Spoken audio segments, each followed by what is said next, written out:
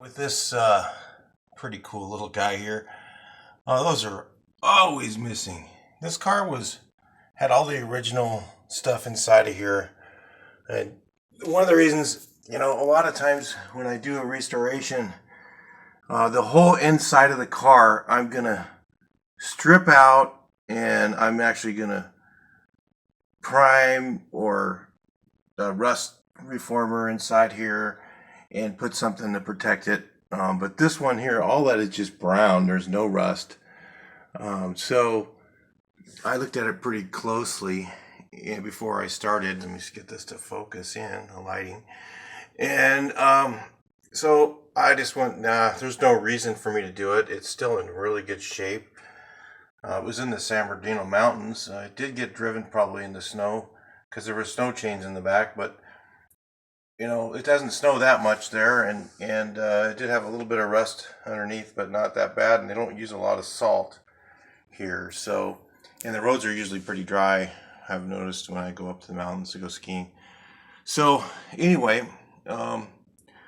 this is about the prep and this stuff here, which I don't know any place that sells this. This is cotton. And I'm going to talk to you guys about this real quick in the preparation for a headliner, because a lot of you guys are going to go, oh, I'll just use any, a nice foam in here. Like it was originally this stuff was packed in the corner right here. Okay. Along here and then shaped in, because this stuff actually you can flatten it down. There's a lot of things you could use instead. You could use that shaping foam. You could actually use, not sure what I'm going to use yet, but you could probably use spray foam and then shape it. But it's going to look lumpy. So when you put your headliner on, if you stretch across here, anything sticking out a little bit is going to lump out on your headliner, and it's going to look wavy and lumpy. So that's why it's kind of a bummer that they don't make this cotton stuff. The stuff that I've seen now, and I'm telling you guys this so you can, when you go to the Upholstery Supply, I'm going to go today and go see what they have. And if I remember right, they don't have anything that I could use to replace this. I'm going to take this as a sample. You need something that is like, the new stuff is made out of acrylic, and the acrylic is stiffer and it doesn't lay down like this stuff does. So that's why I'm showing you guys this real quick. One of the things I wish they had, like for along here, I've been using scrim, and when you cut the scrim, the very edge of it is a little bit wavy. So you can't just use the regular foam, which has less of that. But, you could put the scrim side down. I'll show you what scrim is in the later portion of the videos. If you just stay subscribed, you'll want to look at the future videos. We'll be going over what scrim is and how to use it.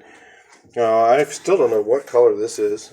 I don't know. I'm going to take it out. I think it's blue, white. What it's supposed to be, or not blue, white. It was something blue, probably to match the door panels. Of course, I didn't throw any of those door panels away, so you guys know, don't throw away your old stuff, especially if it's in. Even my door panel that was on this door, it was a driver door, was totally wasted. But somebody with a patina ride could actually take that and take a heat gun and heat up that material and get it back straight and put it on a new door panel and use that on their patina car. So don't throw away your old stuff. Don't ruin it when you take it out. It's really important not to do that. So anyway, but the reason I'm saying this is, if you guys just try and think you're going to just use a piece of foam in here, unless you cut it and lay it in there. I mean, you could probably take a regular piece of foam and cut it into a triangle shape and have the flat part, cut it at 2 angles and have the flat part sit in here. to fill that in or just not fill it in. I'm just deciding on that right now because that's what I'm going to have a problem with these mohair headliner. The other headliner stretches all the way from here, misses this guy here, and comes to here. So you miss all this. So you don't put anything on the other headliners that you put in. Sorry if you couldn't see me. You don't put anything on here in the regular headliner, but on the mohair, it's only going to stretch from here up to here. So, and it looks like it had something in there, and it was probably this stuff here. So anyway, I haven't found a substitute for it. There's a lot of materials that they used back in those days that they don't have anymore because there's no use for them. They have other, you look at all the new cars, they all have the foam headliners. They're just, a lot easier that you put on that foam stuff. It's so much easier to do a headliner. In fact, I don't know, those little bow ones weren't hard on most cars, and you'll find that if you have a regular bug, they're not too hard except when you get back here in the corners. You really have to use a heat gun and do a lot of stretching and work it. And if you don't cut back these things, like I was telling you where the bows are in, if you don't have it cut back, what it ends up is too far in the corner here, it wraps around and hits this. So you have to have it cut back a little bit so that it goes a straight shot. Those are all things that you learn from doing them a few times. I've done it the other way, and I've had it look all crappy and against this thing. And I'm going, man. And then I just learned to just cut it back to here, so that when it's in here, it's along right here, straight line. And then it just goes right straight across. But this one here, of course, is going to be what they call a 7-piece or something like that. And it's going to have an insert in the middle. And then this is going to be a separate piece that goes on here. And then the hardest part's going to be, and I already know because I've done this before, but not this mohair. I've actually done a 5-piece or something like that with a vinyl before. Oh, God, I was like, never again. So you open up these things here, and then you have to crimp in your back window, okay, and this piece at the same time. So probably I'll have to open this up and glue in carefully, only put glue right here.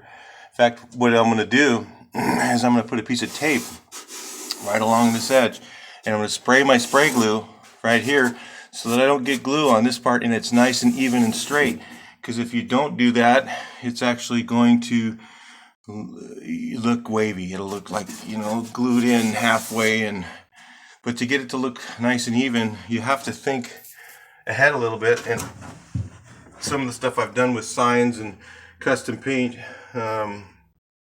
teaches me some of those items to do. So when you're doing yours, remember, get a roll of tape and put a piece of tape right here, and then spray your glue on there real heavy, and then put your piece down. That's how I'm going to do it if I don't happen to show that in that video. But anyway, pretty cool. This thing's in super nice shape for 61. It's just amazing. That even the 65 inside is not as nice as this one is. It's pretty good though. The 65 is pretty amazing. That's a pretty nice car that I have that's going up on deck here. Later on today, we're going to show how to prep your seat springs, which is important. If you guys think that's not important, some of you guys are going to go spray can them with a bunch of spray paint, and what a waste of time. I'm going to show you guys a much easier way to do it and protect it so that it won't rust again. And that's the most important thing. And then when I spray the seat bases with paint, then it turns out so nice, and everything doesn't have any rust, and it's 100% protected. It'll probably never rust again in my lifetime, and maybe the next person's lifetime. So that's not forever, but that's a pretty long time. So anyway, that's the prep of the interior. I was going to tell you guys one more thing. Use a shop vac and just go along all your corners. If you can even see that, come on, lights. Okay, you can go along your corners and everywhere inside, and it removes a lot of that mohair that's stuck in like this one's got still a few places I need to vacuum. It sucks all the mohair out of all the cracks, and it works really nice, so you have a nice surface. And then maybe use a wire brush to just make sure you get off the surface stuff in here, which is I'm going to do that next. And you know, I use a soft bristle wire brush, like at Harbor Freight Tools. They have those little 3-brush sets. You get them for free on their coupon days. Look on my other stuff, and I'll show you how to get those things for free when you're there. And just use those brushes on all the soft bristle part on everything inside, and then re-vacuum to make sure it looks really, really clean. But anyway, I'll be talking to you guys later, and we'll be looking at seat springs next.